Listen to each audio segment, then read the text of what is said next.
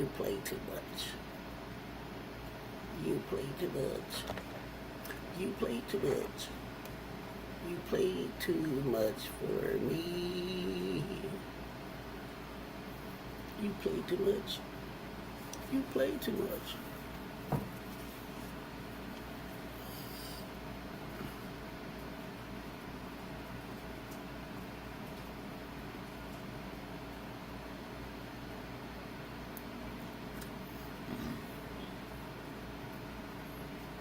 BMore's real team talk show. BMore real team talk show. Hey fam, this is Big Unc, Steve Copeland. Today, right, parents, be a living example, not just one that talks. Be a living example for your children. I had put up another prompt about if your children and adults, on up, are not coming to you. Let me do that again. Your youth, your teenagers. I'm going to make it clear. Your teenagers. If your teenagers aren't coming to you to talk to you about certain things that's going on with them, because they don't trust you.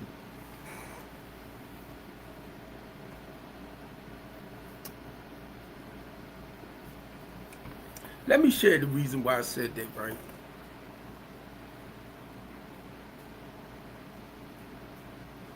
My 27-year-old, she's 27 now. She was going through some stuff with her mother. And I was talking to, I'm going to say a counselor at that time. And I was telling her, and she said, why your daughter don't trust her mother to go to her mother and be able to talk with her about whatever. And I'm saying this, family, because the door is open for when they need to come to us and talk to us. But she had an issue with her mother. And to this day, she still act funny towards her mother. But I love the connection that they had because it's like they women. That's the way I look at it, right? Sometimes they all right, sometimes they not. Sometimes they all right, sometimes they not, right? So that's how I look at it. But when I see that her mother got the grandbaby and all that type of stuff, I'm like, yeah, they cool now. They cool. That's the stuff I'm talking about, parents. With us and the differences when it comes to our children too, because they have their own mindset, right? And I'm gonna move away from the children part because I'm not talking about the ones between, I'm gonna say, birth and around about 10, 11, 12, stuff like that, right? They can be included, don't get it wrong. But the thing is, I'm talking about your teenagers.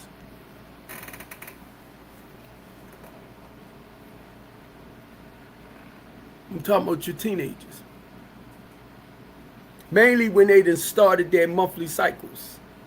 They're going through certain changes, like the boys too now. They're starting to discover their manhood. I can be a daddy now, right? When I found out, I was 14. I was like, ooh, what is this?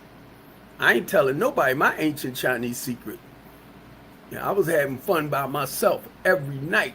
Before I went to bed, I was having fun. I wasn't telling nobody. I ain't had nobody to talk to tell me what was going on, what it was, and all that. I'm gonna say that male role model. right? I talked with my son. When my son got to the point he was ready to go have sex, I took him to get a condom. Do y'all know how that felt? I'm talking about a man that grew up without a father. I didn't have nobody to talk. Most of the guys I grew up with, they was older. Not all now.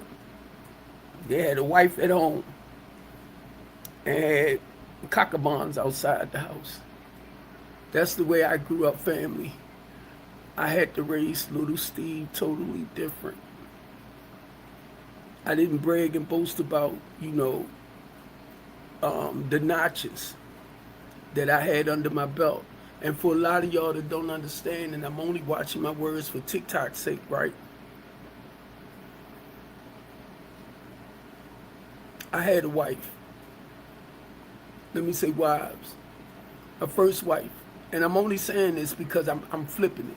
I'm only saying it because I'm flipping it. The reason why I'm saying what I'm saying, because parents, you got to be that living example. And that's what I started realizing with my children. Even though I practiced certain behaviors outside of the household, you get me? It was a certain way I had to act in the household. And not only that, when I started telling them, don't do this, don't do that, don't do this, don't do that, and they watching me. Now, not the crutch ball stuff now. Not that part. Whatever was done outside was outside. But when I'm in the house and you laying down the rules, you the disciplinary. You got to be a prime example in your own home of what you saying out your mouth. And it hit me one day. It's not as much as what you say, Steve. They hear you. They hear everything you are saying, parents. But it's your actions matching your words. You know why? Because if you're saying one thing and you're doing something else, it confuses them.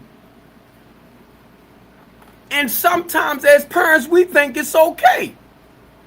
You do what I say.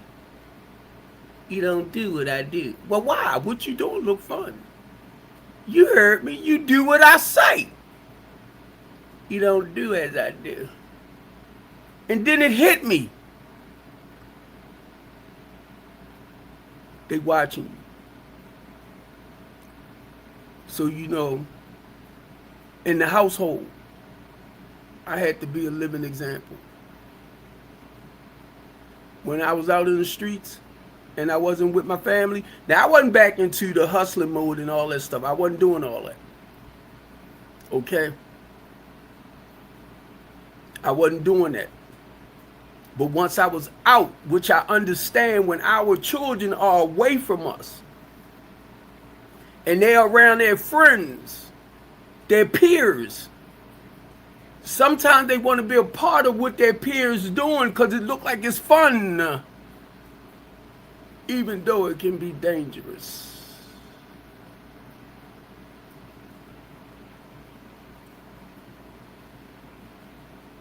So you know what I had to start doing too on top of that, family?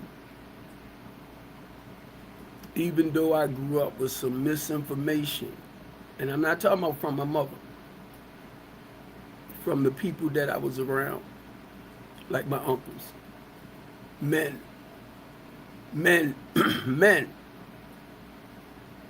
they had a wife and had women all over. Now I'm young, keep in mind. And the way I was taught, that was okay to do.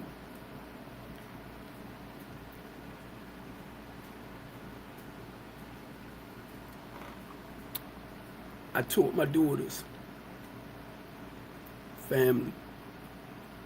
I taught my daughters, just give them something to recognize or identify with a no good crutch ball man.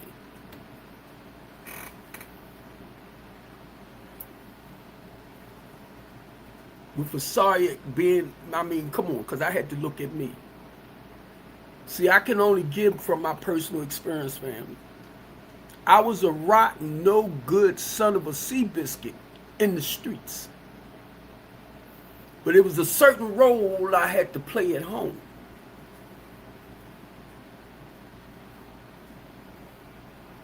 So as my daughters begin to get a little bit older, I had to teach them the signs of watching out for some no good crut ball perk people. And I'm trying to watch my language for TikTok, family. Forgive me.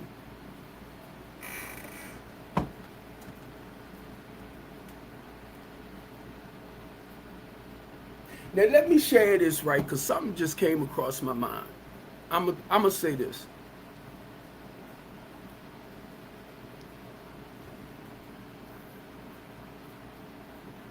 I'm not as religious as I used to be. Okay? I'm talking about once I got clean, I tried to live a perfect life. And the reason why I'm saying this, family, because David's story came to mind when I was talking about me, family. Having wives and having women on the side. See, I don't have to quote David's story. I lived it myself. I lived it. In the same way God told David, family, no matter how you stumble and fall, Steve Copeland, you're a man after my own heart. You get it? So everything that happened throughout my life was learning lessons. Trials and tribulations come to make us strong. Don't let me go in the scripture on you. Because I keep telling y'all it comes to life to me. You can talk about David, you can talk about Isaiah, you can talk about Moses, you can talk about Jonah, you can talk about Nehemiah, you can talk about them all.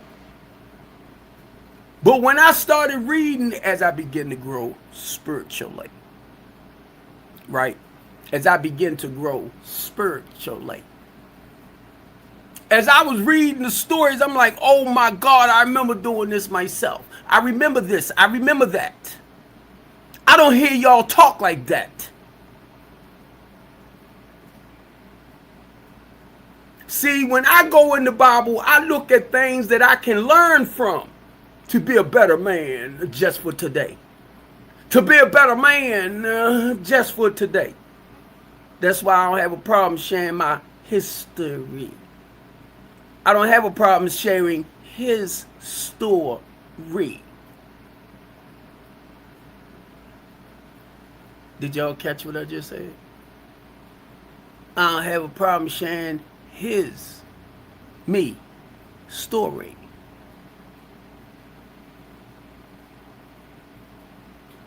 So guess what? In order for you to teach somebody something, you have to make mistakes and learn from them. Right? If you have not experienced what somebody is talking about, you just talking.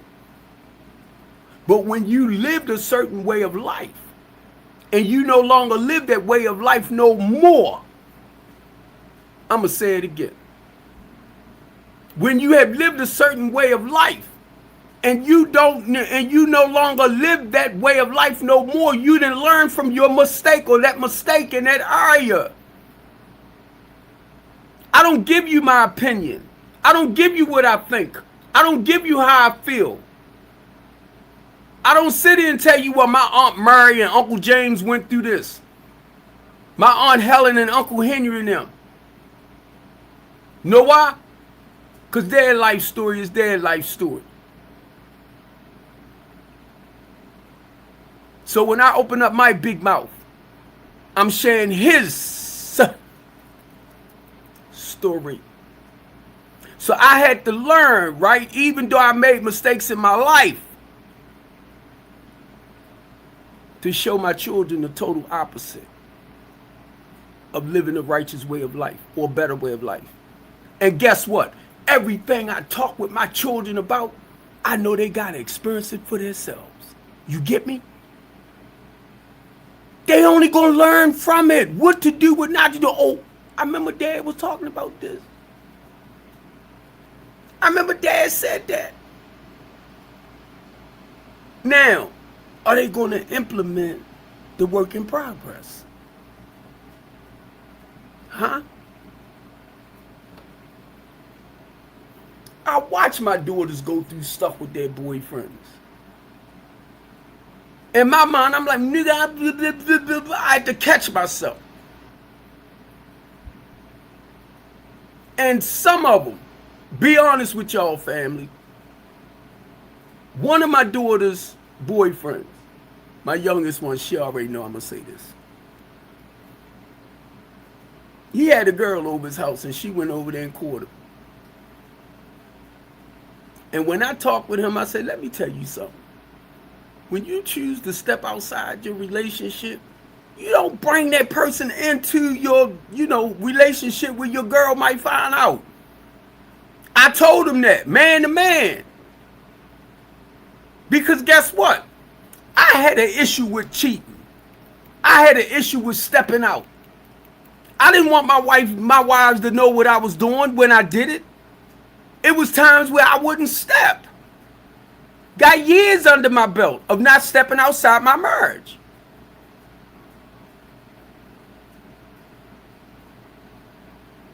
But when that little boy inside hurt, the grown man runs. It wasn't her, it was the little boy. And me. Because I'm the one that performed the behaviors.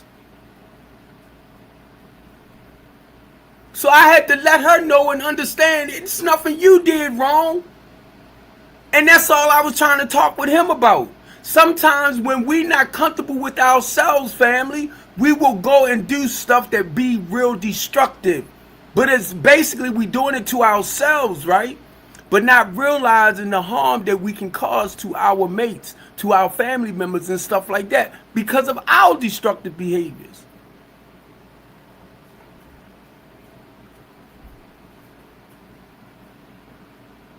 The same way the prodigal son, since y'all want to talk scripture.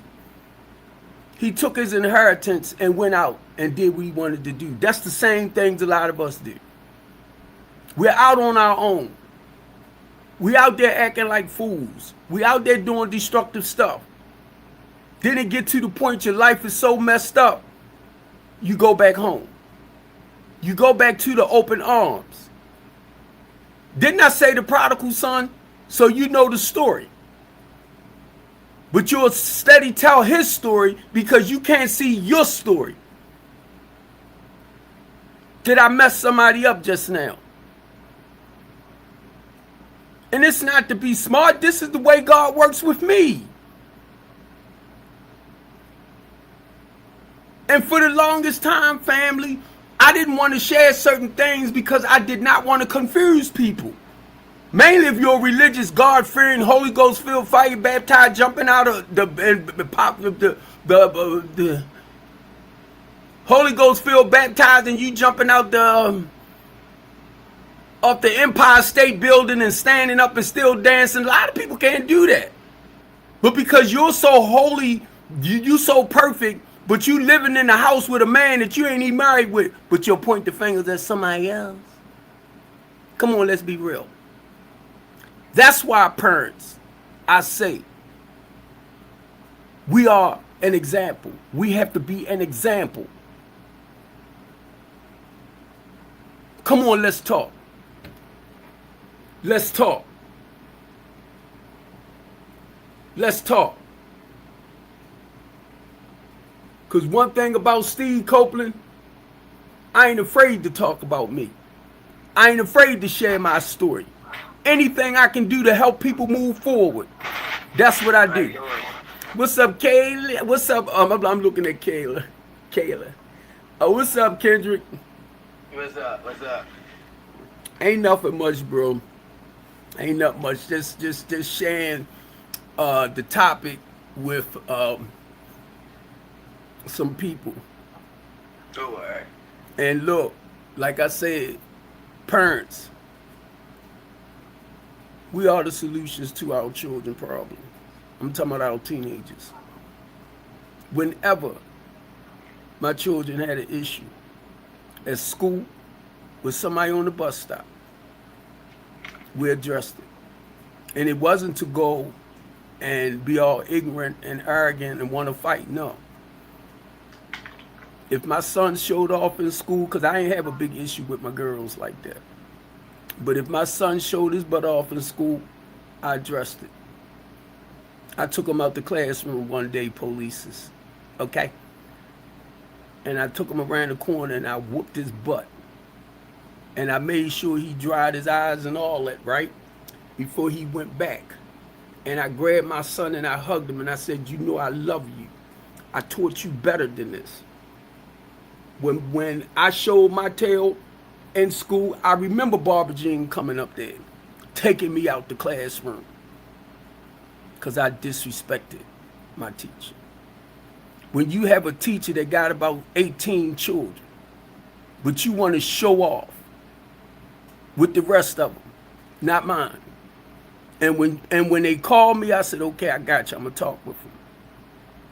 Then if they call me again months later, okay, I got you. I'm going to talk with them. And if you call me 3 times, and my children will tell you right now, the only time my father would beat us, he would give us the 3 strikes. And I pulled out my belt. That's the way Barbara Jean did me. So the reason why I'm saying this, family, because it hit me, Kendrick, before I came up here. The same morals, values, and principles that our parents taught us, the good qualities of life. I ain't talking about that bull crap, okay? Being hatred, being mean, being nasty. Is this the same way I had to show my children? I had to help them recognize the good side, even though they have a bad side. These are things that I had to teach mine, and not only that, I became a foster care parent, so I was taught very well how to raise other people's children. Beat these kids now. Whatever. You can't beat your kids now. Yes, you can. No, not no more. Yes, you can. It was the same way. Let me share this, Kendrick. Officer friendly. I'd rather beat their tail than to have you kill them. Mm-hmm. Now what? Now what? Because that's what I tell them. And that's what I told one. That's what I told one. I said, I'd rather discipline them in that way than to sit up here and have you pew-pew them or shoot them. I watched they shot that little young boy in his back when he was running. And when I was over to prison 3 years ago, I don't know his name, but when I was over to prison 3 years ago, he was in the juvenile facility. He came down to the prison we was in. I said, oh my God, I was wondering how you was doing. Shot him in his back. Why you, huh? You talking about the person that they shot? Yeah, the one that the police shot. He was running. And they shot him in his back. Why you ain't shoot him in his leg? Yeah. Why you ain't shoot him in his arm? See, don't play with me, because I come from that era where you either shot him in the arm, you shot him in the leg, you shot him to bring him down. Yeah. Officer, over the years, I found out that they taught y'all how to do centered body shots to take them out. And then, but I think they should redo the training. I think they need to modify the training and make it not shoot to kill, but shoot to disarm. Let me share this with you, Kendrick. But a lot of times when you shoot them, a lot of times when they shoot a person, a lot of people got that what's it called, like where they just still up there, just still got that junkie strength, like you shoot a person one time, they ain't done, they gonna you gonna fuck around and have a shootout. And so that's like a lot of times they'll shoot to kill, being scared. Because officers coming into Baltimore, a lot of these officers, they not from Baltimore. They're from PG County, or like Howard County, Annapolis. They from them little places where they don't have to, when they hear about Baltimore, they like, oh yeah, we coming to Baltimore. If we gotta pull out our gun, we definitely shooting to kill, because I don't got no time to be going into the hospital, or my kids or my wife trying to find out I'm dead from a Baltimore nigga, and I live all the way an hour away from Baltimore. And it's been It's like happening. a lot of times I do blame the officers, but then also you had to look at like, yo, if you was an officer and a nigga shooting at you, is you gonna shoot to disarm or you gonna shoot to kill? I probably shoot to kill because nigga, you probably shooting to kill too. And guess what? Guess what? If you shooting at me, then he has the right to protect himself. If you miss, you gonna go down. Not just with him. Let the rest of them come. Now, let me share this with you, Kendrick. 3 years ago,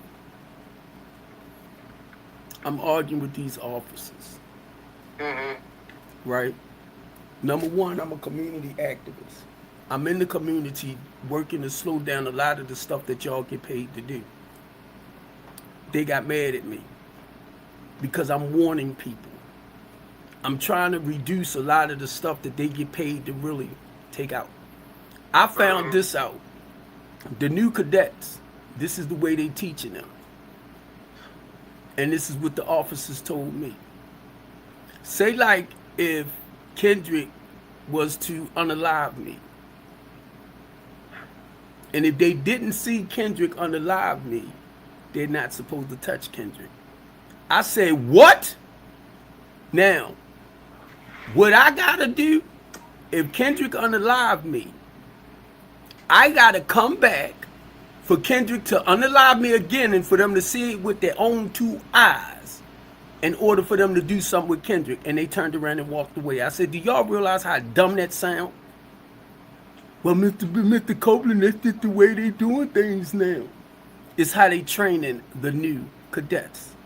When I had a police officer, huh? So like, what you mean? So you saying like if I do that to you, I don't get locked up because they ain't see it?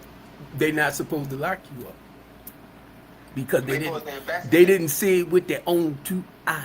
Yeah, that's the same thing I learned with my sister's case. It's like, right. Oh yeah. And I learned that too. Yeah. That pisses me off with the city. I feel like if y'all can have DNA and all this and all that, y'all can know the person did it. But if y'all don't have no camera footage or the weapon that they did it in, do it, whatever they used to kill the person, they not locking you up. They can actually have your picture, your shit doing that shit. But yo, if they don't actually have everything, they not gonna lock you up. You can get that's how a lot of people get away with crime because they know that if the officer, the detective don't have the right evidence, then I know I can get off. That's if they want you off. Because keep in mind, the white police officer, you sucker, that set me up with 14 charges, I had reported him to his supervisor for giving one of my clients permission to knock my back door down. But you're going to charge me with my own property and business, home invasion and burglary. I'm like, what? And it was added on. 4 charges, then it became co-this, co-that, which made it longer. Now, this is what I asked them. I asked the police officer. I said, if a person do one simple thing, why do y'all put 15 charges on that one? Because the prosecutor needs something to play with. Did y'all know that? That's why if I sit down and talk with them, I don't play with them. Because I know the games that they play. And God wanted me to see this. The Innocent Project. This is what I told my director at Communities United. 1 year, we sued Baltimore City for $20 million. We reduced their funding by $20 million to put back into the community. Right? They end up getting it back that next year. But they had to cut out certain programs. So I told my director, I said, this time, when we go to fight that bill again and reducing their money, I want to speak for what they did to me. The officer charged me with 14 charges. He already know. They knew about my housing program and everything, the type of people I work with and all of that. They knew it. But this sucker, right? Me and him talked, Kendrick. And I thought he was cool. So when he told him the first time, when he knocked my door down, I told him, the police, you're going to fix that back door. You're going to pay for it. Right? But I called the supervisor on him. Then he did it again. I even talked to the commander over there. And I showed him the pictures of all the officers that was coming for me. I got them. I got them. Number one, they were fake charges. I never, when they locked me up, I never talked to a judge to tell them who I was and who I am and what I do. And let me share this with y'all because I seen it with my own two eyes. It was the pencil and the ink pen. He put 14 charges on me, saying that I assaulted. He didn't know the person he tried to say I assaulted was my nephew. No, my nephew's father came up there and whooped his ass for breaking bad with me. But because I was there, I was charged with guilty. But I was with what's that? Association. We know you didn't do it, Mr. Copeland. We know you didn't do this. We know you didn't do that. But you're guilty by association. And I looked over at the prosecutor. I wanted to say, so is your boss. So is Ivan Bates. So is Brandon Scott. So is a lot of your commissioners. I mean, not commissioners. I'm sorry, council members and all of that. Because I deal with the politicians too. They know me. I wanted to tell her that so bad, but I had to shut my mouth because I know I can go. And I will go in the areas they don't want to hear. Because Mr. Copeland will talk too damn much in front of them just to get my point across. And that's all they want to know, yes or no. And I said, don't ask me yes or no questions because I'm not that simple to say yes or no. If you ask me a question, I'm going to explain it. You don't tell me how to answer it. And because I said that to the detective lady, Kendrick, she filed 3 charges against me, so I couldn't make my 30-day trial. And the guys in the prison said, if you don't make it, that's because they got you. They did a what is that? Something to extend your stay. I couldn't do nothing else for another 120 days. It was the people in the prison that helped me understand what was going on and how the system changed. I was like, oh, y'all don't want me to see shit like that. And I'm not trying to be smart. Because when I'm sitting down with the polices and them, and I see things with my own 2 eyes, you might stick to your laws, you might stick to your rules, but now I'm going to come from a community activist standing. I'm going to come from a human rights standing. They ain't going to like it. That's why I come the way I do. They don't like it. And when I step up into any town hall meeting, I step anywhere, I come with the solutions. They don't want it. They don't want it. So what I had to learn, Kendrick, they follow the laws somewhat. Bunch of crooked suckers. They supposed to follow the laws, but they can bend it to suit their purpose. And when I started seeing this stuff with my own 2 eyes, I said, okay, I got you. So when you throw things back in their face, they'll back up off you. The good part about me, I knew Commissioner Harris when he was here, right? So anytime some of them came for me, I would tell them. They back down. Because I'll go and report your butt to him. Matter of fact, I'll come to your district. And I will look for your chief. Yeah, I remember Commissioner Harris. What happened to him? He left. He a preacher. He preaching. Me and him stay in touch from time to time. I knew he was a God-fearing man. I knew it. The same with Colonel Melvin Russell. Colonel Melvin Russell and I did a lot of work together. Dr. Hathaway. Pastor Hathaway. Hey, what's up, Margie? Pastor Hathaway. See, I had shut up a little bit, Kendrick, right? But because of what I do with strengthening the community in the Latanya D. Copeland House of Hope, I had to get involved in the community. I come from that. So because of the lifestyle I used to live, it's like God is telling me, look, you lived that certain lifestyle, you turned your life around, so now you got to go back and help other people.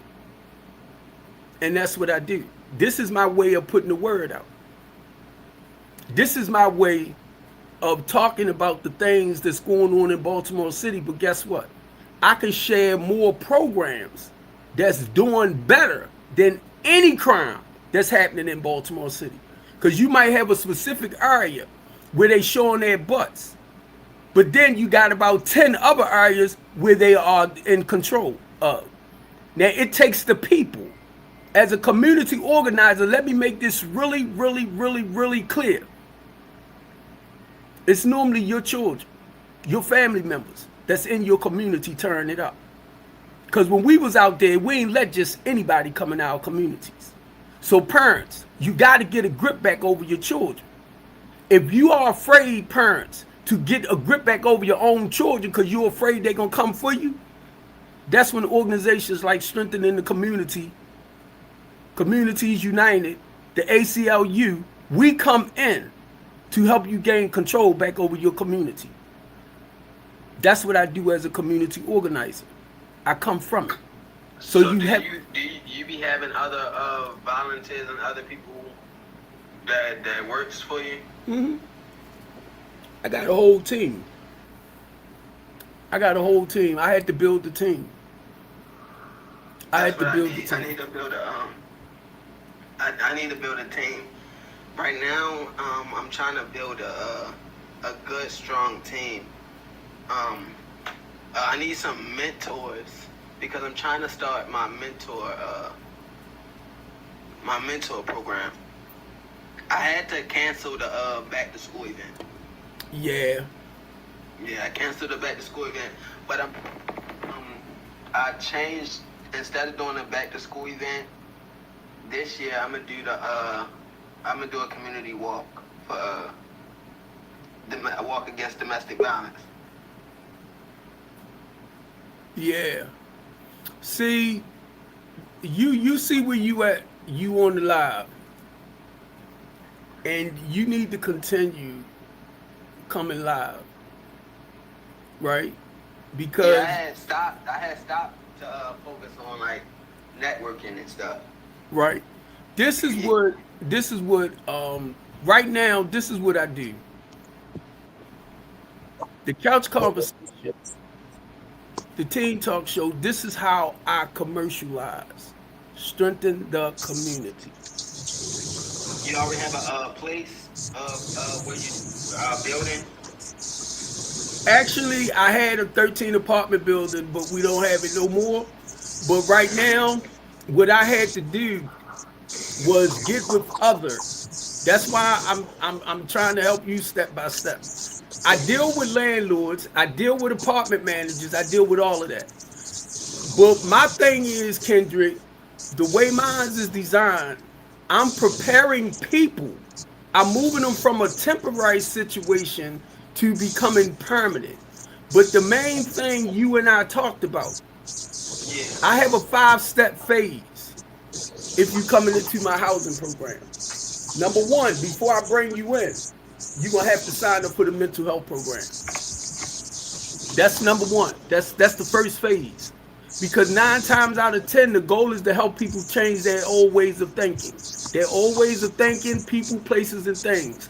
You have to get them to do that because they got to work on this. They got to work on this mindset. So that's the first phase. Once you sign up for the mental health program, once you sign up for the mental health program, right, I'll bring you into the housing program. Now, I have other people that have housing programs. So I refer you, if I can't do it for you, I refer you to other people. So that's something that you and I said eventually we going to talk, but I need you to set your ground first. Now, I'm just, this is where I'm at. That's the thing. I say I need a team. So right now, basically what I have on my team, I have the only thing I really have on my team right now is me. I have an activity director. That's helping me plan little activities. Um, I also I'm starting to build my board of directors, so it's like I also have a board chair, but not fully a board chair. Yeah, I have to sit down with that person and discuss everything. But now I do have somebody in mind for that financial literacy advisor part. I need a person for basically the housing to run the housing program and the mental program and the education program. I need three more people to like hop on board. All right. First thing you need to do is get your business registered. That's the first thing.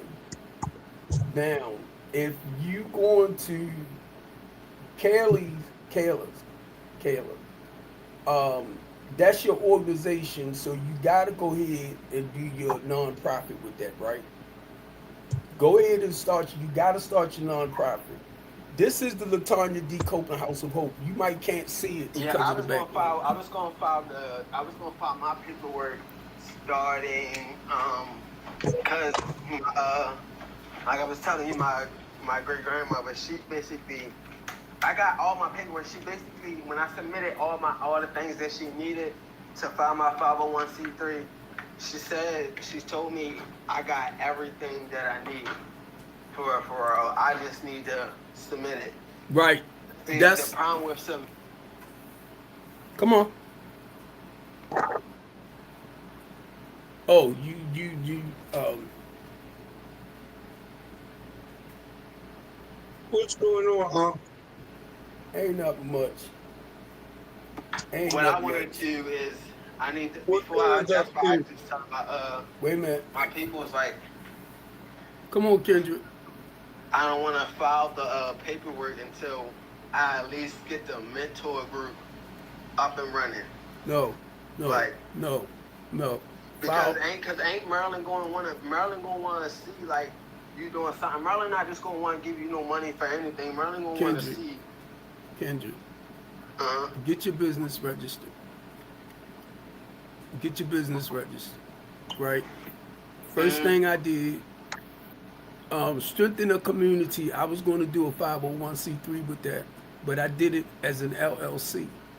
And the only reason why I did it because I was trying to do business without looking for the government funding.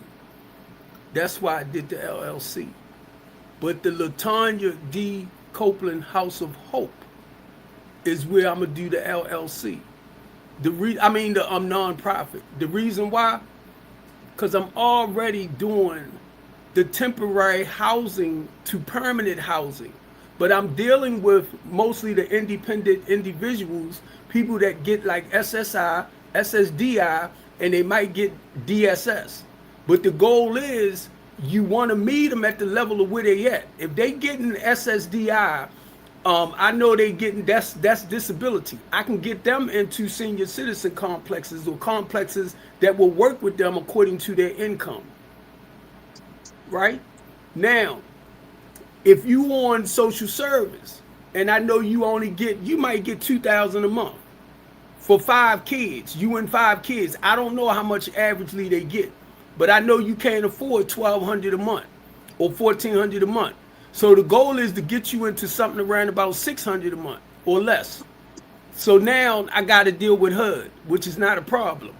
But you got to set your stuff up because they got to see what you're doing before anybody work with you. See, we can sit here and talk all day long, but they gotta actually see it. Yeah, that's what I'm saying. My grandmother told me they gotta see that before they give you grants, they want to see that you're at least doing something. So it's like, all right, I can file for a 501c3, but that'll just be my 501c3. I would have to literally build my program up, launch. I would have to launch my program and ask them for each, like ask them like, all right, so let's say I got a mentor program, I got a mental health program, I got a housing program, and I got an education program, and I got an activity program. I would have to write a proposal out for each program and each desired need. So it's like, firstly, I would have to start off. I can't start off with my housing program because I know I need hella money for what I want to do. So it's like, all right, so I need to start off getting a grant for the mentor program. The mentor program, that's what the grant, that would be the grant, that's what I would be filing for a grant for at this moment, to get a place for the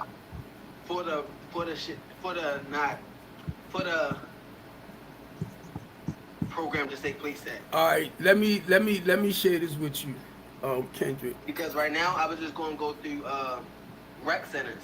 Right, Because all of that.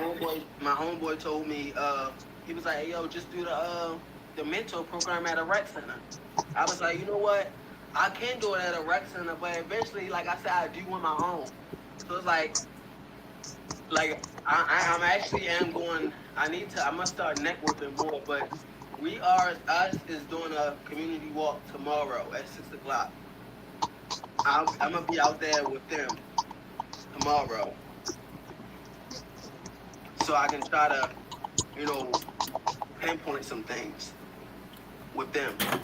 But see, keep in mind, they already stable. They're Yeah, already stable. Now, let me share this with you, Kendrick. This is the Latanya D. Copeland House of Hope Foundation, right? The Latanya D. Copeland House of Hope Foundation delivers a comprehensive 5-phase continuum of care that stabilize homeless individuals and families through licensed mental wellness services, financial education, and workforce training, and successfully transitioning them from crisis shelter to permanent home ownership. Now, this is what the Latanya D. Copeland House of Hope is about. If you Google it, it will tell you everything about me. It will send you to my page as well. My God dang it, my website, to let you know that this is a legit business that's running. Not only that, this is build your website because I need somebody to build my. I did it myself. Wait a minute. I did everything myself. Now, wait a minute. This is phase 1. Remember when I said you have to sign up for the mental health program? It's the holistic intake and mental wellness integration. I refer the clients out. I don't have to have that under me. I refer the clients to licensed professionals. That's how you team up with people. That's the first phase. Now, the second part, once I know you're registered, I will bring you in because you're starting to follow direction. Immediate stabilization and transitional housing. That's the second phase. The third phase, right? Empowerment through professional development. Those are the workforce development programs that you and I are talking about. But you have to set your phases up. Now, the fourth phase is skill mastery and quality of life enhancement. I see you doing the necessary work to improve your life, not just mentally, emotionally, and financially, because once I see you doing what you're doing, now when you get ready to graduate the program, you get the key to your affordable house. Rather it's an apartment, rather it's a studio place, rather it's a rental house, or you can get into the housing program to buy a house. See, you have to show this to them. Not only that, that's where the permanent residency come in at. That's my 5 phases for my housing program. So anytime I have a meeting with other business people, I got to show them what I do. Not just what I say. I'm showing them exactly what I'm doing. Right? You gotta So you got people that will invest in you, and you got people that might not. Because most of them that's going to invest, if they're going to invest money, they want to know how much am I going to get back on my return. Now, if you give me $1 million, the $1 million is actually to help the homeless people. It's to pay, if I'm leasing a place, it's for me to pay for that place. If I'm buying a place, it's for me to buy that place. But most of all, a lot of homeless and less fortunate people that we help, they come, they don't have money. And for me, because mine's independent and I'm renting stuff, you got to pay me in order for me to pay the rent, in order for me to pay the gas and electric, in order for me to pay the water bill. Right. So once you come into my housing program, you got to have something. Now, it's getting to the point, I've been doing this for years. My track record will show everything. I just need somebody to put it all back together so that when I do go file for the money, they ain't got no reason to say no. And right. Guess what? I already know who gives the money out. Nephew, Brandon Scott. Nephew, wait a minute, Kendrick. Our council members. I already know who do contracts, government contracts in Baltimore City. You got to know who's who. The thing I had to learn to do, Kendrick, don't throw out names no more. Because I know who does the contracts. So anybody that get involved with me, I can move out of my position here and I can become a broker for you. That's why people call me and they ask me, can they team up with me? But guess what? They know. Steve is well known for what he do. But that's what our political figures, the ones that handles everything. You got to know. We can sit here, we can talk all day long. Now, when We I Was Us first started, I came out to see was they out there just trying to talk a good game or was they serious about helping people? Did they have programs where they can actually put people in? So I found out they had all of that. Andre Bundy. I grew up with Andre Bundy. He lived on Madison. I lived on Utah Street. Right? So when I came out, I met him.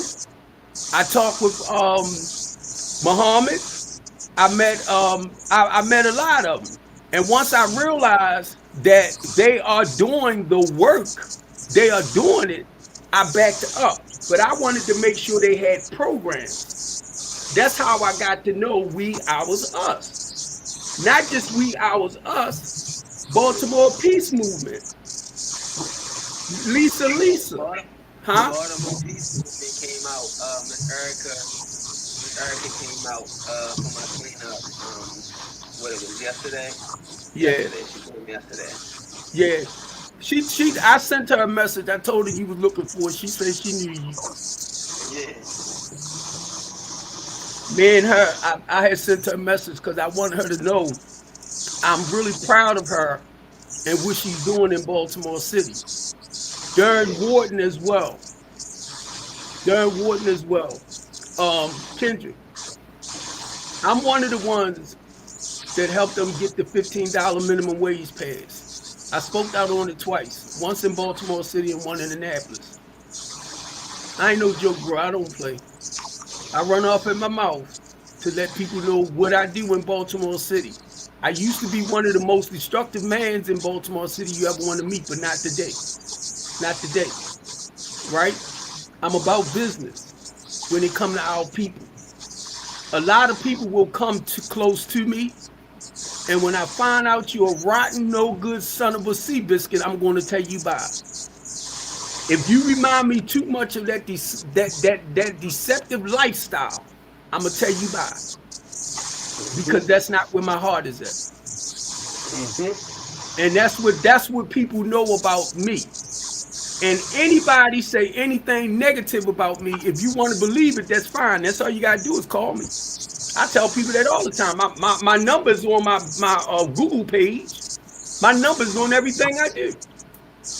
So if people want to know, or you just think I'm one of the ones that just run off at my mouth, watch what I do. Watch his actions. That's all I'm saying. Watch his actions. Now, do you think, look around here, do you think I'm a joke to come on and do a live, right? I live stream to 10 other platforms at one time. I'm doing TikTok on my iPad.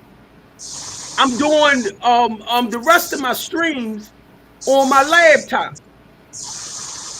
I got this up. Look at my backdrop. The Couch Talk Show. Look at my backdrop. Over here, the Teen Talk. So this go to show you I'm no different than anybody else who has a talking platform, who gets the word out. But I can only talk about Baltimore City. I don't live in DC. I don't live in Delaware. I don't live in Pennsylvania. I don't live in Jersey. My platform is open for whatever city you in. And you want to come up and talk about the work that you're doing in your city. I tell y'all this all the time. Y'all are very welcome. If you are a licensed professional and you serious about helping people turn their lives around, you are welcome. Some of the stuff you say over here, you might not get paid for it. That's why a lot of y'all don't come. I already know. I ain't dumb by far. But you are a professional, licensed, clinical person. And I sit up here and I ask y'all, come over here. Stop leaving me up here talking by myself. God darn it. Baltimore City. I'm on 3 years probation for some bull junk I didn't do. So I can't be around popos because of my big mouth. Because if I see you not doing your job, I'm gonna say something to you. I ain't playing. My goal is not to be kissing nobody's butt. That's not what I'm about. And if that's what y'all about, kissing people's butt just to be a part of it, that's fine. Not me. Once you learn to live by some morals, values, and principles, that's what you stick with. I try not to compromise myself for nobody. I wasn't a sellout when I was in the street.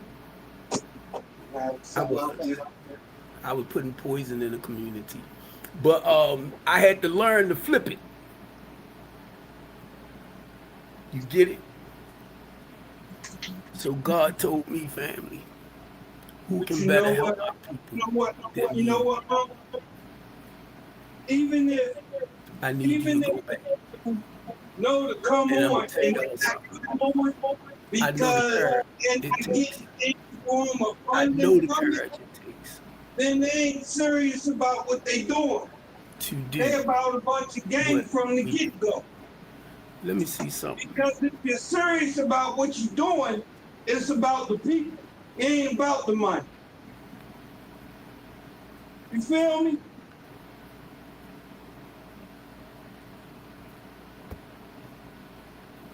Sam, you got this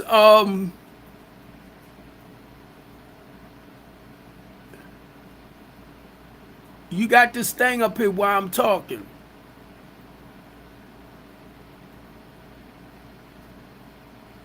It's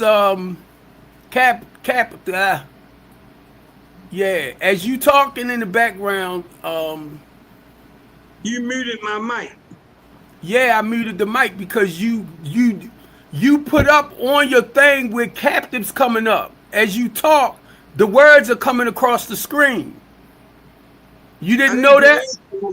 I didn't put anything on my phone. I didn't put it on there. It popped up on his own. It's doing that on its own. Wait a minute. I didn't do that.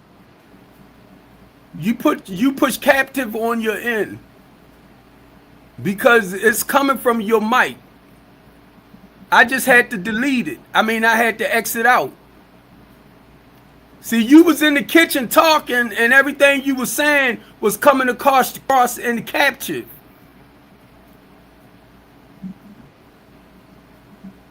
Okay.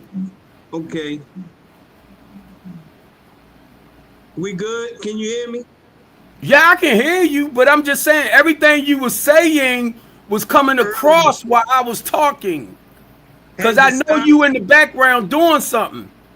Has it stopped? Yeah, it stopped. I had to take it out. Take it down. So what I was saying was, when it comes to the people coming on the show, and the reason they're not coming on the show is because they know they're not going to get any kind of funding or monetary reward for coming on the show. Then they wasn't about serious from the get-go, because it's about the people. It ain't about the money. It's about, like you said, it's about the people, getting the word out to the people, getting the help out to the people. So I mean, and you sharing the truth, Sam, because you know what? I did not want to say it. So I'm telling you, I thank you. Because I realized this, and I'm going to say this because I know y'all looking at me on LinkedIn. Most of y'all are business people. Y'all are professionals. I asked y'all to come over and share with people. Talk with people. I know you held bound by HIPAA laws when it comes to the clinical stuff. I know that. But y'all make me think, just what Sam said. If you can't capitalize off the people pain and misery, you ain't coming. I don't get paid for this. Well, what little bit they try to give me. But I don't get paid for doing this right here. I'm the one that paid for Stream TV, Stream TV. You think I don't want my money back that I put out each month for that? StreamYard. You think I don't want my money back for what I put out for that? But guess what? The goal is to help God's people. Yep. Y'all are professionals. But see, this is what hit me too, what Sam was saying. If it ain't messy, if it ain't toxic, if it's not chaotic, you don't want to hear it. That shows me where your heart is at. That shows me where your mind is at. That shows me where your spirit is at. No way in the freaking world, if I know somebody got programs in the community that's actually helping to feed our younger generation, I'm not going to try to get involved with them. If it's no more than just support them and throw their names out like this. And then when they have events, and I'm aware of the events, I might pop up. I don't have to get over there and hand out food. I don't have to do none of that. I can go over there, talk with people, encourage people, hug people, motivate people to support. This is the way I do things. But that's what I realized. If it ain't messy, if it ain't toxic, if it ain't y'all talking about he said, she said, that said, this said, go that route, take this route, I ain't going over there with Big Mouth Steve. He want me to talk about my personal experience where I can help people grow. If I'm grown, I ain't going over there helping nobody do nothing. I got mines and they got theirs to get. And everything Sam said out his mouth, thank you, because Sam, I be wanting to say that, but I be trying to be nice. I do. I already know the game. It's a lot of recovering addicts or people on TikTok, right? I mean, I'm TikTok too, but on LinkedIn. Guess what? In Africa, in Colombia, all cause it's streaming. I'm streaming all over. Moji, MUJTABA.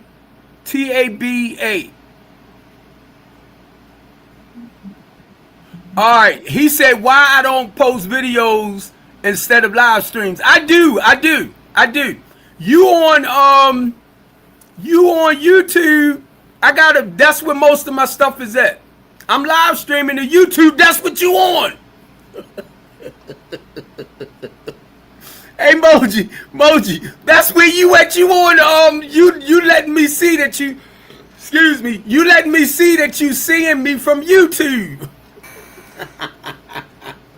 Thank you.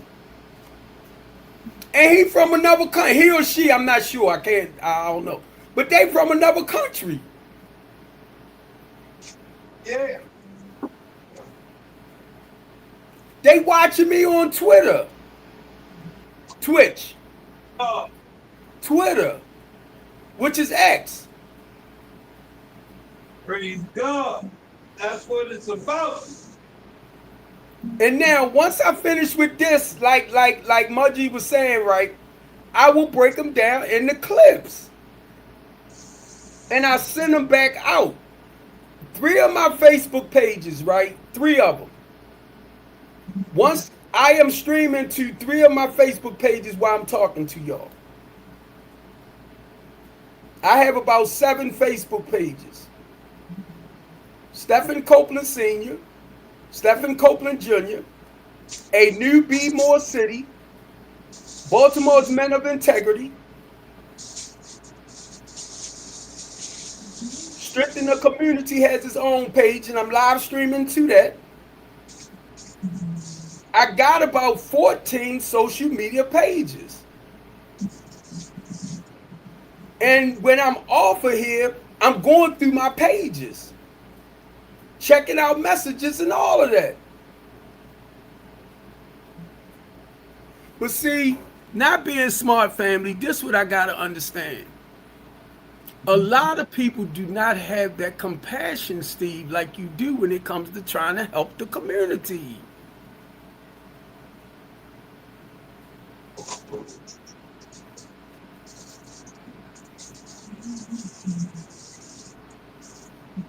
Kendrick dropped down. He probably got busy. But I don't want you to lose yourself, man, trying to be with everybody else. I need you to start Kaylee's. Number 1, get your paperwork right.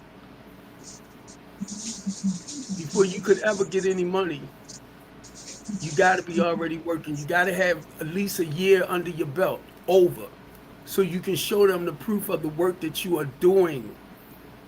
They're not going to just give you money for something that you're not already doing. They got to see your work. You got to have a trail. See, I'm already, my feet are already planted. Pretty well known for what I do. Now you can go to somebody on Pennsylvania Avenue and ask them about me. They might be like, oh no. You know why? That's Pennsylvania Avenue. Pennsylvania North. But when they say, oh, I don't know him, because I basically deal with the politicians of it, the politics of it. But if you go there and you say this right here, the big mouth boy black dude. Oh, I know who you talking about, or Deacon Steve. And then they'll say, oh yeah, I know who you talking about. Because those are names the big mouth boy black dude that Baltimore City gave me. Okay. And one thing, I'm going to make this real clear. Whenever I open up my mouth, I'm not talking to Baltimore City as a whole. I'm talking to our leaders, our rulers. But y'all take everything I say out my mouth like he's personally talking to me. No. No.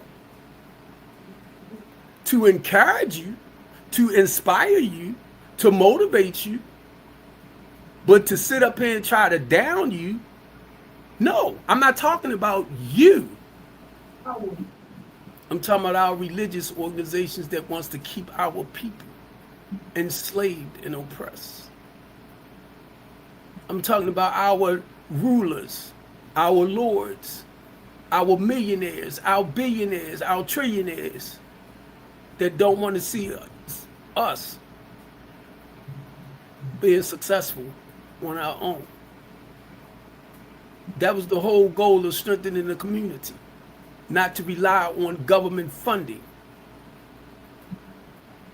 volunteers, investors. But now guess what? To take it to the next level, I need people that knows where philanthropists is at, that have no problem in putting money back into the community.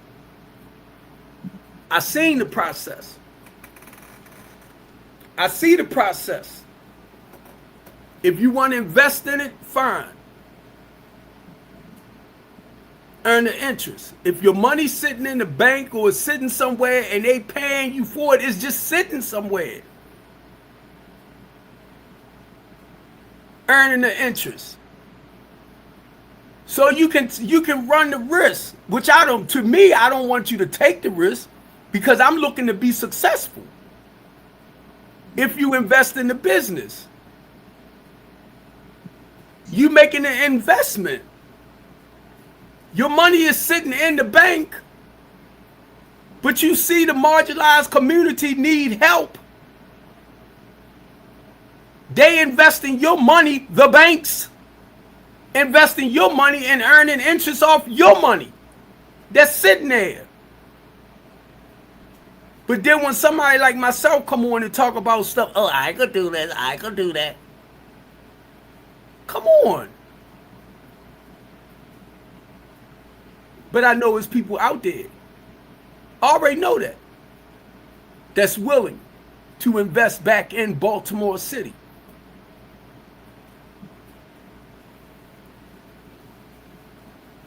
That's why you got a lot of outside businesses that's coming in getting contracts. And guess what? They come in with their own money, and the city will give them money too, to help rebuild, restructure. And I'm talking about communities. I ain't just talking about a house here, a house there. I'm talking about communities as a whole.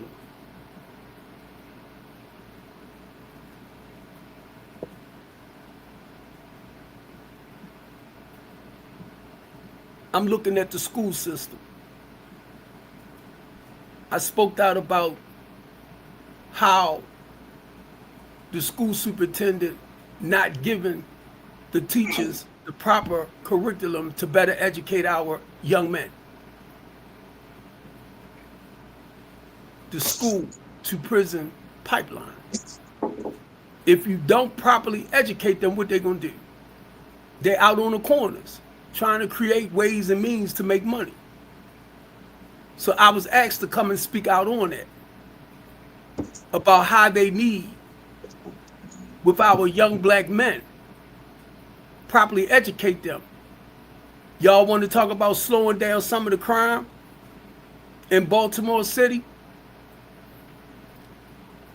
We fought to get the plane here. The only reason why we fought to get the plane here in Baltimore City, back in 2017, it was 343 at the end of that year. Unaliving in Baltimore City by pew-pew, basically. 343, 2017. A new BMore City is the page that I created because of that. And I met a lot of the parents who lost their children, sons and daughters, not just in Baltimore City. Some of them was unalive in the counties, which they wasn't counted in to the Baltimore City people that was unalive that year. Did y'all know that? That's why we fought to get the plane here to slow it down. Me, Archie, Simmons, it was a lot of us. Because our goal was to help reduce. What part about reduce y'all don't understand? And guess what? We got cameras up all over the place. And people was going around crying about the spy plane. They wasn't using the cameras to slow a lot of this down. I'm like, y'all don't see that? They already got cameras out on buildings, up at lights. So y'all want to talk about invading your privacy? When you in public, you do not have privacy in public.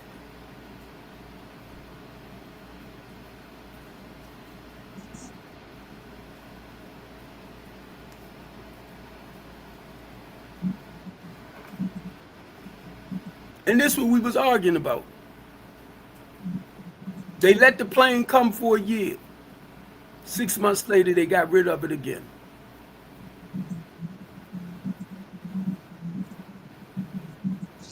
Guess what? I used to deliver to the business that put up those cameras. And I'm not going to tell y'all what the guy told me in there. I was like, oh my God, man, I see where they get it from. They were complaining because it was messing with too much of that crooked money that was getting paid out on the back end. Yep. And I started seeing all of that. Don't think that these politicians are all flower and roses, because they're not. Because they're not. Don't get it wrong. Our mayor, he stand there and he play Mr. Professional and Mr. Proper.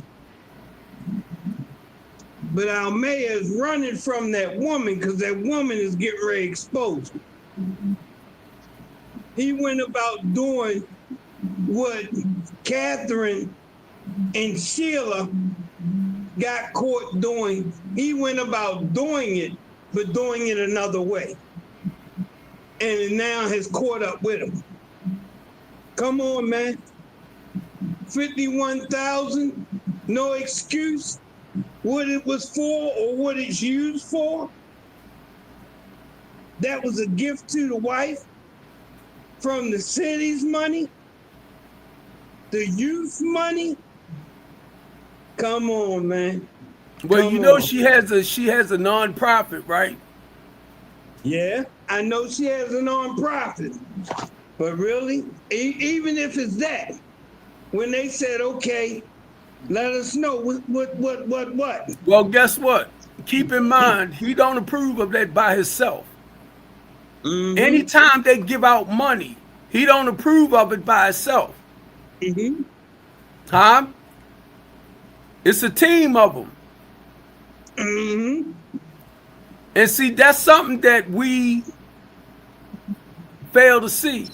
One individual, even though he's the mayor, they have a staff that they have to deal with.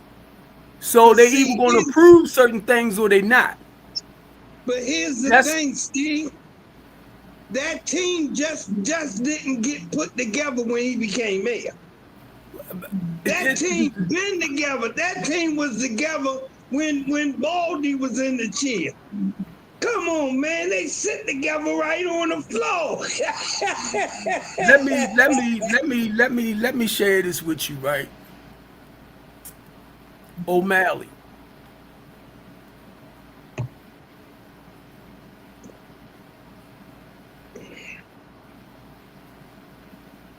Now, who is O'Malley's puppet?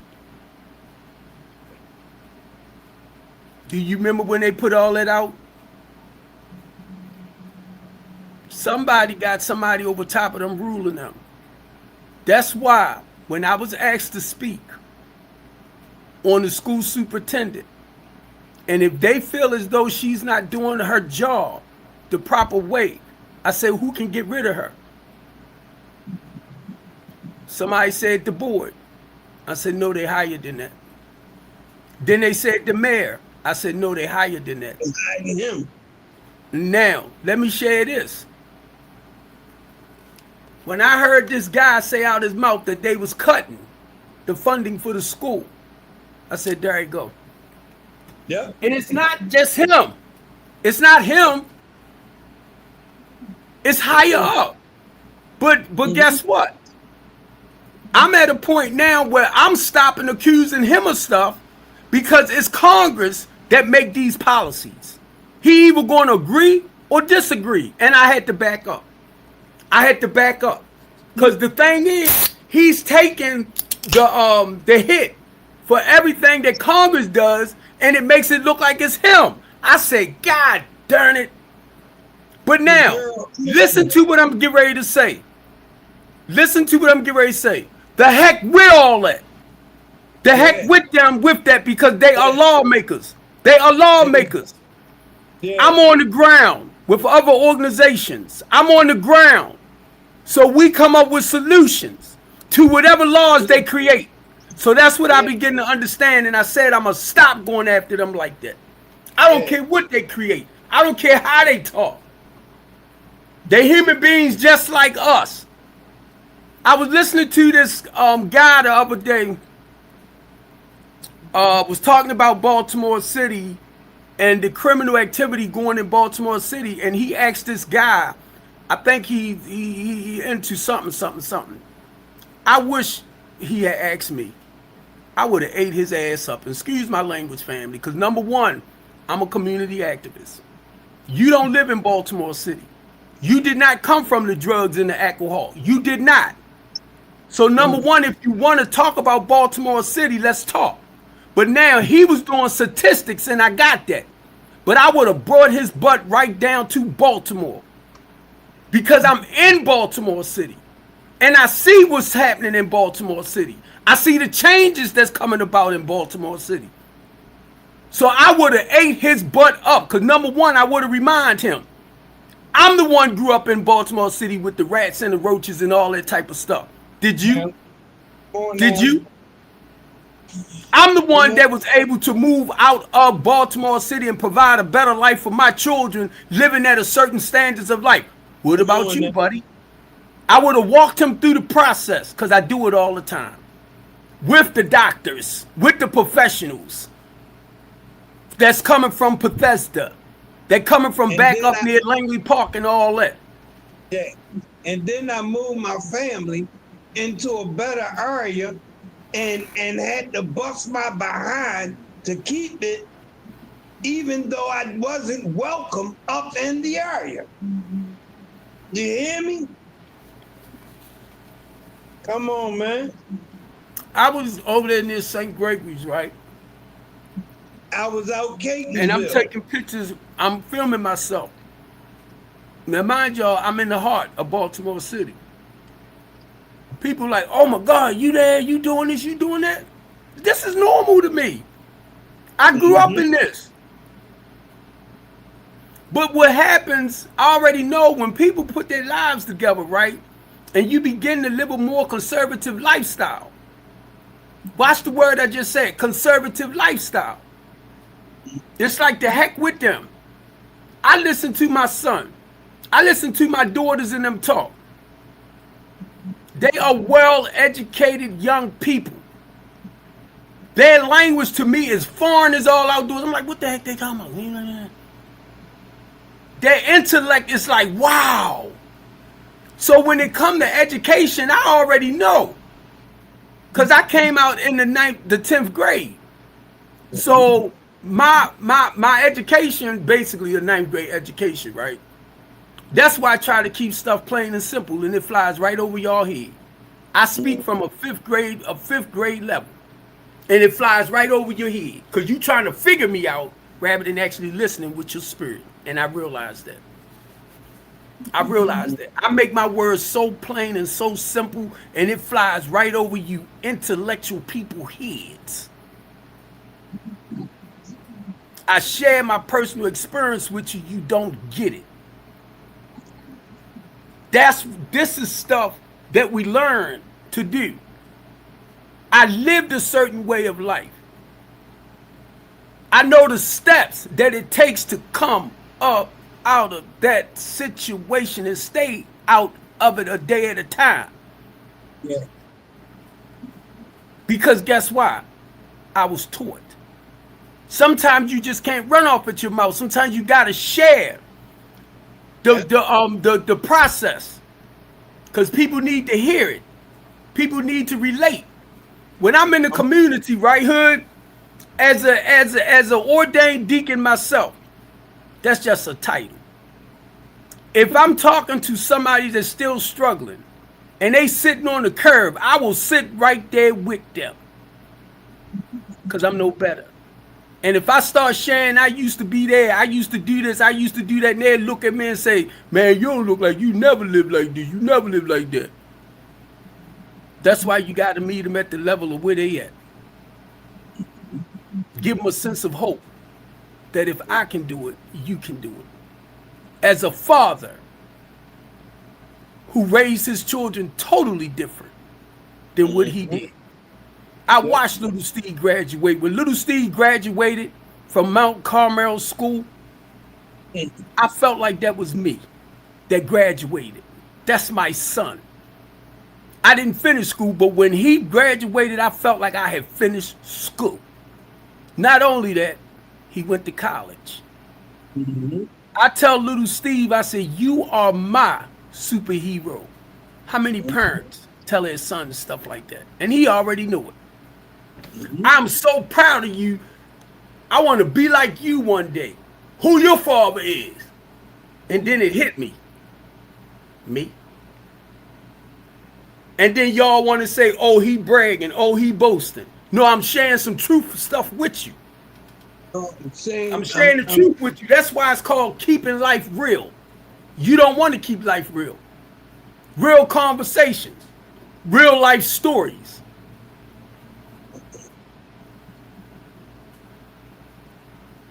Real conversations. Real, excuse me, family. Real life stories. I don't want nobody to know what I used to do. I don't want nobody to know that. I don't live like that no more.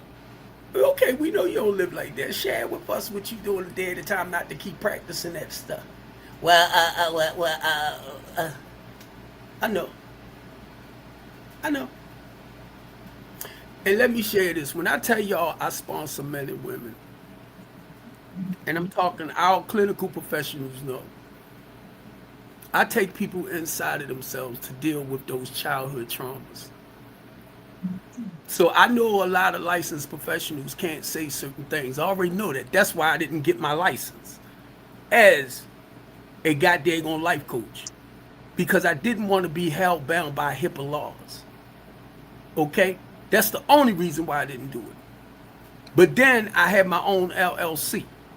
Oops, you want me to say it again? I had my own LLC. Then with my housing programs, let me tell you this, professionals. I work with the homeless and the less fortunate population, so they need help. So I would have to refer the clients to you, professionals, with your PhDs, with your doctorate degrees. Who do you think give you clients? The Latanya D. Copeland House of Hope. And guess what? If you don't properly serve the clients right, I will remove them from you.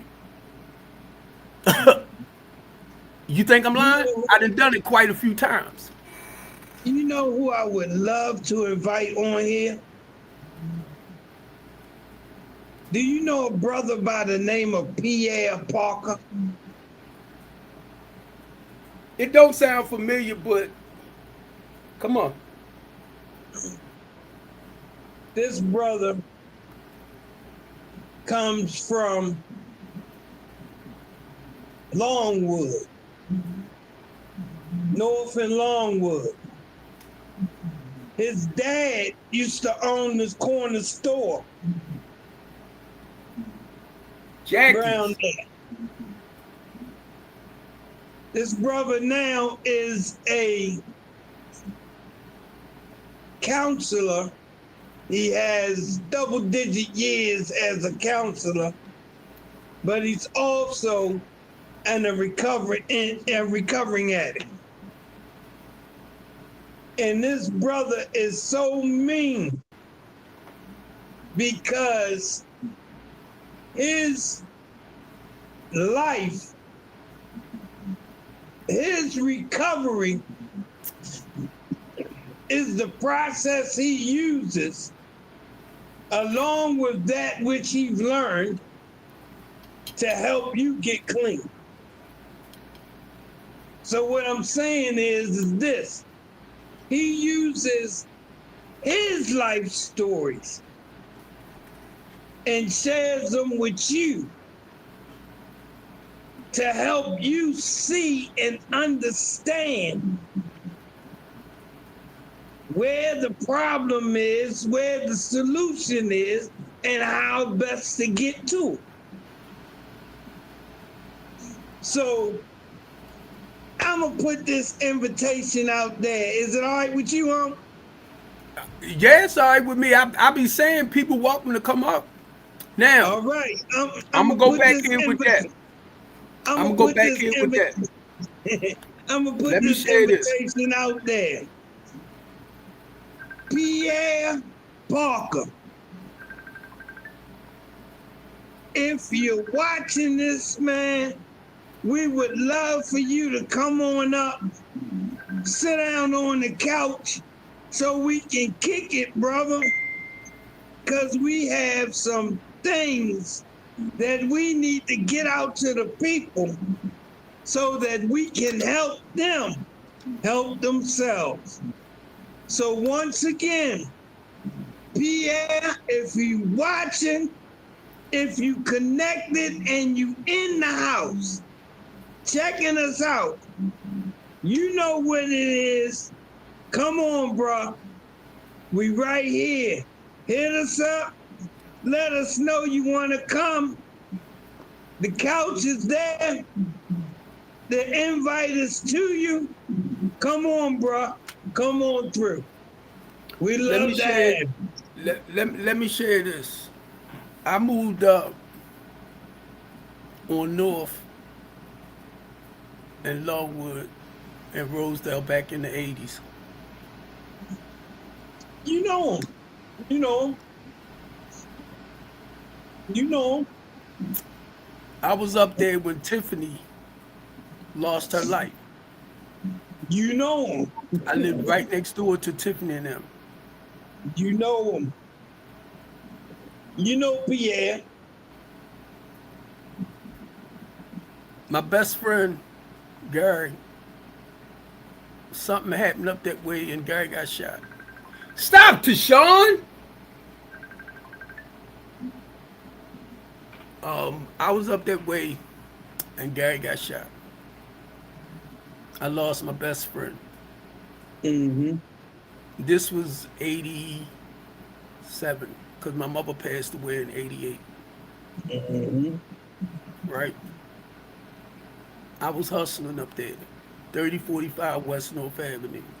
So I remember the restaurants on the corner. Mm-hmm. I remember all that. I didn't get clean till 93. Mm-hmm.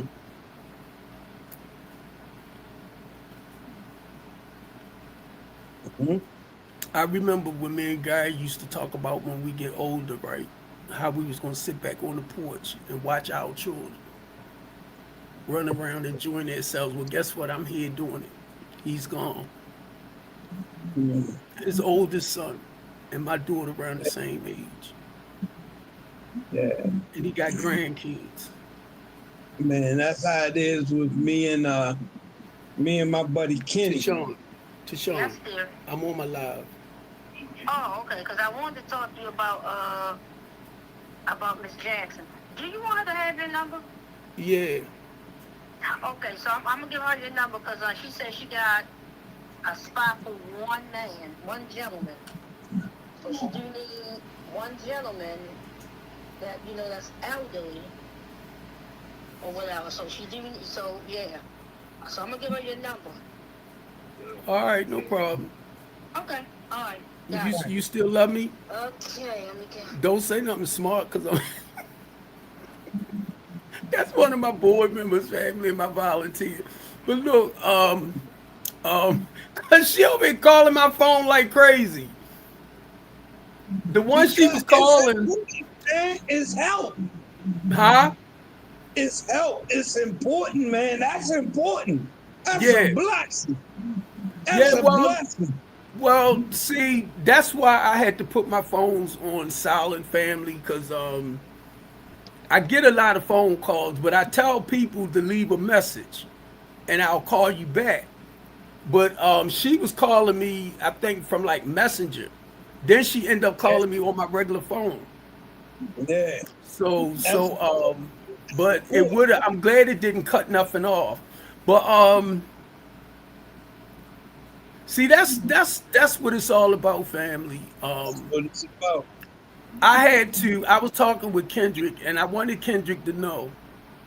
First thing you got to do, bro, is get your business registered. You can talk all day, all night long. Get your business registered, because once you get your 501c3, I already know places we can go to. Some of them might want your EIN number to write off whatever they give you for the stuff that you're doing in the community. Is Cuz So, still on here? huh? No, Is he dropped. Cuz? He was on Oh, TikTok. He dropped. Now, okay. now, I'm only sharing this with you because I was right there where you at. But now I got involved in the community stuff first before I started my LLC. So it's about getting yourself out there. When you do a live, like if you're going to come on TikTok like you was trying to tell me, the goal is I used to come on 6, 7, 8 hours. I would stay on. But it got to the point I said I'm going to come on from 6 to 7. I was doing 6 to 8. When I started, it was 45 minutes. All of that. Dealing with other people like the book breakers, they only do a half an hour. And they suggested me to do a half an hour. Get in, get the message out, and go. So I switched it up. As time went on, I went to an hour. Some people on TikTok was coming up. We talking all of that. I went to 2 hours. They gone. They gone. This is the thing. I meet a lot of people that talk a real good game, but they not about what they say. That's why people, when I ask people to do this, right? If you from Delaware and you are a community activist or you doing stuff to build back up in your community, come on and talk about it. Mention the area that you in. Let people know about your program. How people going to know where to reach out for help if you don't tell them? Wherever you in Chicago, wherever you in New York, you got to basically it's called advertising, marketing. When I open up my mouth, I am promoting my business. I am commercializing my business by way of my talk show. I'm not just talking to people in Baltimore City. I'm speaking to people around the world. In other countries, they see it. We just rapping, baby. We just rapping. So, What you get, boy? but what I started realizing, right, I was looking at like Nancy Grace, how she sits by herself and talk about certain things and she will invite people up. I listened to Don Lemon, how Don Lemon sits by himself and then he invite people up on his radio, on his talk show. I listened to Aaron Panaris over in DC. And I realized certain things is not for everybody. Continue doing what you're doing. But I be wanting other people to come up, just like I see on their platforms talking about stuff. Even though we locally. I be looking for people to come up and share their you got to share the work that you're doing to help make a difference. People won't know if you don't share it. You gotta, because what it does, it gives them the courage and the confidence to understand that if you can do it, I can do it. That's all. Now, I spoke about Nolan Wells the other day on one of my lives. Right? Before that, I was talking about the other young man that told, you know I'm old, you know I'm getting old, when he warned the Metcalf and them other boys, it wasn't just one. If you touch me, watch what I do. Y'all broke it down to one individual. I talked about that too. But for me, I have to watch the way I say certain things because I don't want nobody coming for me. That's what happened to me in 2021. 22, I'm sorry. So I had to start watching out, calling names and stuff. And I'm going to tell y'all this. What I do can be very, very frightening because I put my life on the line. And that's what I realized. I'm not just coming up here running off in my mouth. But when you've been called to do certain things, and I know where my covering come from, I know who protects me for running off in my mouth. For a while, God has shut me down where I didn't come on my live for a while. Colonel Melvin Russell, thank you, bro.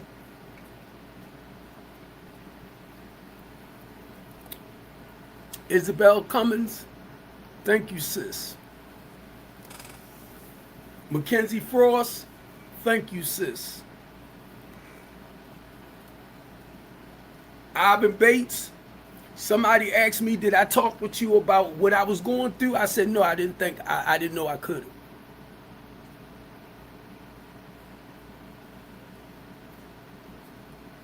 I know the risks we take when you open up your mouth.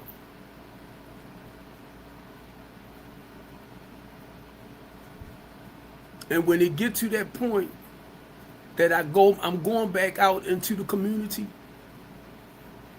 I'm using my iPad to do my live streams.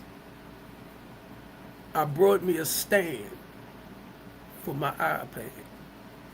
The same way they use the cameras. That's what my iPad is for. And I will have my phones just in case something don't work on one end, I can do it on the other end. It's just right now, I gotta be safe. I gotta watch what I do. I stand by myself when it comes to community stuff. Even though I'm with other organizations, because I realize they get paid. And because I don't get paid, I can speak out on things a lot of them can't say. That's why I never became a paid organizer. Because they give you something to read off. And I tell them point blank, I'm not going to follow that. Because if I have some personal experience on a topic, I'm going to talk a little bit about that topic, and I'm going to go in and talk about what we can do to slow it down, flip it, or stop it. Ask Brandon Scott and them. They can tell you I don't play. See this right here? You see this? They tell you, big ump don't play. When I step into any town hall meeting,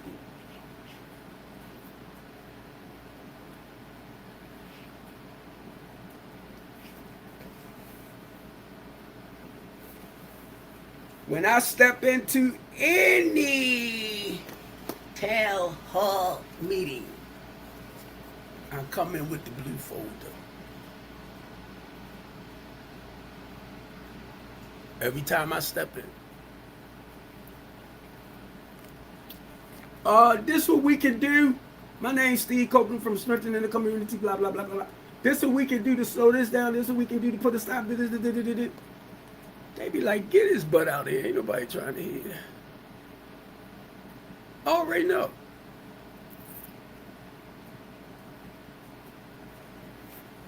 I love pulling out my blue folder. Because one thing I learned throughout this process, saying, talk is cheap, bro. Talk is cheap.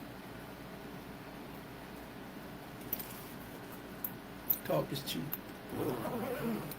People want to see your actions. Are you really about what you say? And I want to say this to Lisa Pierce on LinkedIn. She was the one that told me, Mr. Steve, she said, people hear what you say. They hear what you say, but they need to see what you're doing. And that's when it hit me. You can talk all the heck you want, sounding good. Is what are you actually doing? Talking about the solution. And Lisa Pierce has a workforce development program where she worked with our black young people and putting their lives together the same way Ples Jones and his wife do. And this is only because I had to put myself out and find out who's doing what. We connect with each other. We connect with each other. I've been doing this for a while. My feet is already planted. And my goal is to help others. So look, BMore's Real Teen Talk Show, giving our youth a voice. Stephen Copeland Jr., Multi-Purpose Center for Inner City Youth. That's part of the BMore Teen Talk Show. To open up a program, music, art, theater, dancing. I'm over here near Morgan. It was suggested to me to go over there to their theatric programs and stuff and talk with them. Not just at Morgan, but at Copeland and stuff like that. Not only that, because of my church, I'm in a big church. It's to get the people to come and volunteer their services and working with our youth. As a recovering addict myself, I have that part covered. As a man that sponsors men and women, and not only that, women with children, I treat them the same way because the goal is to help the mother or the father, and I work with husband and wives too, to help people turn their old ways of thinking around, to guide you to the proper help. Mainly if you've been running off of stuff that got your back up against the wall and you can't understand why I keep falling into this place. Because you're going off of the same information. And it's to help change it. That's why when y'all hear me say changing your old ways of thinking, changing people, places, and things, I had to learn to put some new information on this old stuff. In the same way I work with men and women with children, is the same way I work with our youth. The morals, the values, the principles have not changed. They still the same. It's how you implement them if you want to change. And I tell everybody that. You coming into my housing program, you the one got to do the work to change. We're going to provide the services. I had to shut up and learn from other people too. Mainly when it comes to people's lives, I don't play. I'm held accountable for that. Because when you come to me, what you saying, Mr. Steve, you're surrendering the most important thing in your life over to basically the program. I was getting ready to say to me, you are surrendering the most important thing, your life. When you surrender your will and your life over to somebody else to help you put your life in order, you don't play with that. I'm not in control now, and I can only go and give you the suggestions on how the Holy Spirit worked with me, how certain things, used to be, and how it's not like that no more. And I have to share that process with you. I can't preach it to you. I can only walk you through and give you the suggestions. You the one got to decide whether you're going to take them or not. I watch people come into the housing program. Are you the best thing that ever happened? You this, you that. And then about 2 months later, I ain't shoot. I said, I was waiting for that.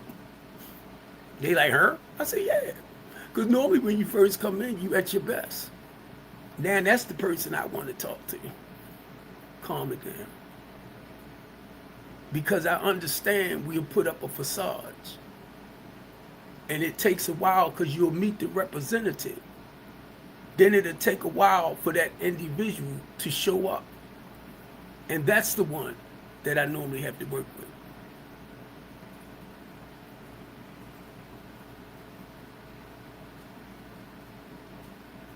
And this is how God worked with me. I'm only giving you back what other people did for me. And they wasn't just talking. Family men, family women.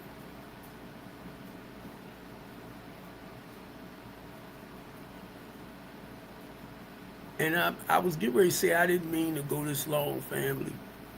But it's a lot of times, certain things that when I open up my mouth, it's not my intentions, but it's just when God guides you in a certain way, you just do what you gotta do. My heart goes out to people that's struggling, stuck. West Baltimore is my heart.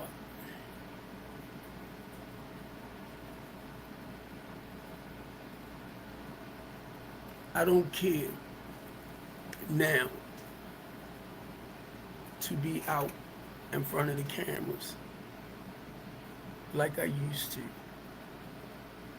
I don't care to be out in the crowds like I used to. It's not about that no more today. Taking pictures with everybody. So I'll post certain things. But for me to go out, I'm going to go out. I'm going to be around you for a certain length of time. And in my spirit, when I'm ready to go, I am gone. I'm gone. Bye. If that's your event, you make sure your event run right. The same way if I give an event, I got to make sure it's ran right. And then when it's over with, I'm gone. Bye. You get me? That's where I'm at today. Now I can come on here. I love it.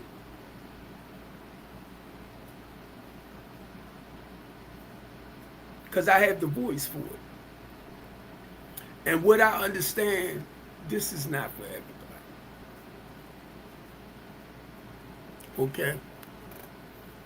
All right, family. I love y'all.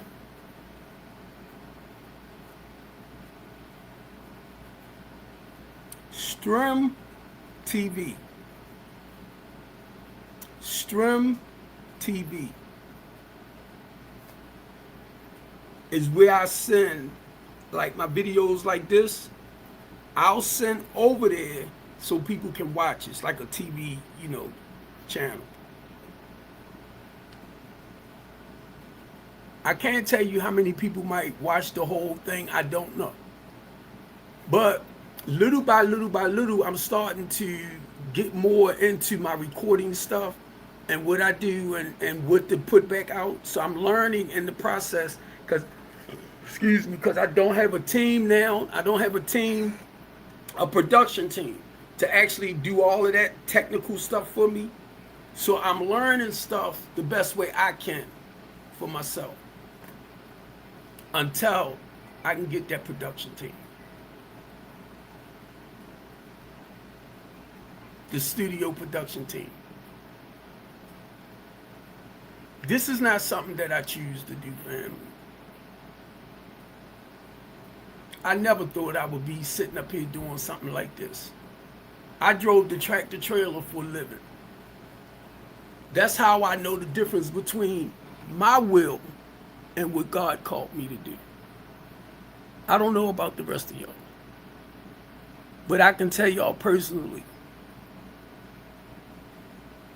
I'm a professional truck driver, tractor trailer wise. That's my profession. All of this right here I was called to do. I didn't wake up one day and say, oh, I'm going to start talking live. I'm going to start doing this and doing that.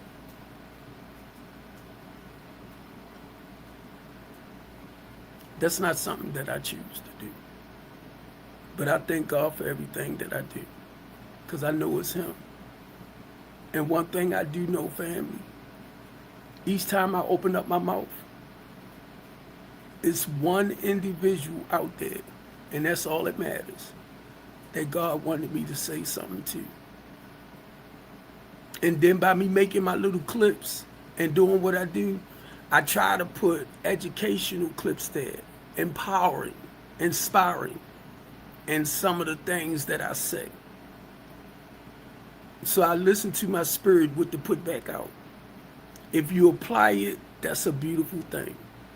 If not, hey, but understand this, I'm here. Look, I love y'all. Let me take you off. And I am getting ready to end this because I see my 2 hours now is right there. So I'm getting ready to end this, family. I love y'all.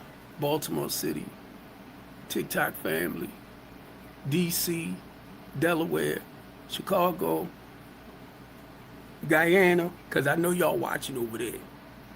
Y'all watching. I be looking at my analytic parts. Yeah, y'all watching it. Guyana is 3 countries that African areas that I see on there. Most of them are from America, but yep.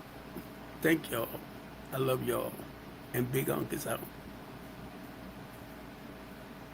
Tomorrow is Monday, Men's Mental Health Awareness